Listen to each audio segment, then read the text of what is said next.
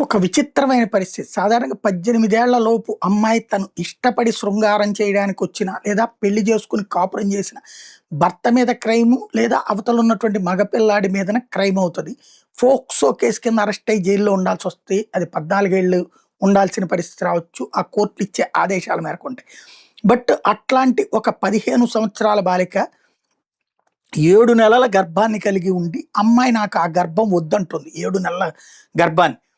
అయితే ఆ డాక్టర్లు ఆపరేట్ చేయలేమంటున్నటువంటి వేళ సుప్రీంకోర్టు కీలక వ్యాఖ్యలు చేసింది. ఇష్టం లేకుండా గర్భం కొనసాగించాలని ఒక మహిళని, మరీ ముఖ్యంగా బాలికను బలవంతం చేయలేమని సుప్రీంకోర్టు తేల్చి చెప్పింది.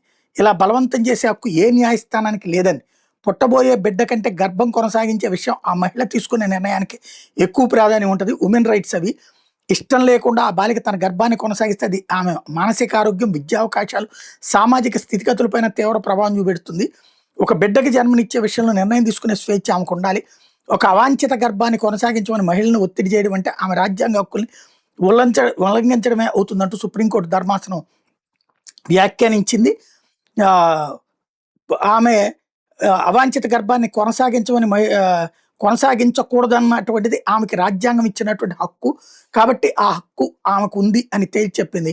అవాంఛిత గర్భాన్ని కొనసాగించాల్సిందని కోర్టులు చెప్తే అప్పుడు సదరు బాలికలు, మహిళలు కోర్టుకి రాకుండా చట్టవిరుద్ధంగా నడిచే అబార్షన్ కేంద్రాలకు వెళ్తారు. లేకపోతే రహస్యంగా గర్భవిచ్యుతికి పాల్పడతారు. దీనివల్ల వాళ్ళని మరింత ప్రమాదాలకు నెట్టినట్టు అవుతుంది. తాజా కేసులో బాలిక వయసు 15 సంవత్సరాలు, ఆమెకు అవాంఛిత గర్భం. ఈ గర్భం కొనసాగించడం ఇష్టం లేక ఆమె 2 సార్లు ప్రాణాలు తీసుకోవడానికి ప్రయత్నించింది. ఇట్లాంటి సమయంలో దాన్ని కొనసాగించమని చెప్పడం ఆమెకు మంచి చేయదంటూ ధర్మాసనం అభిప్రాయపడింది.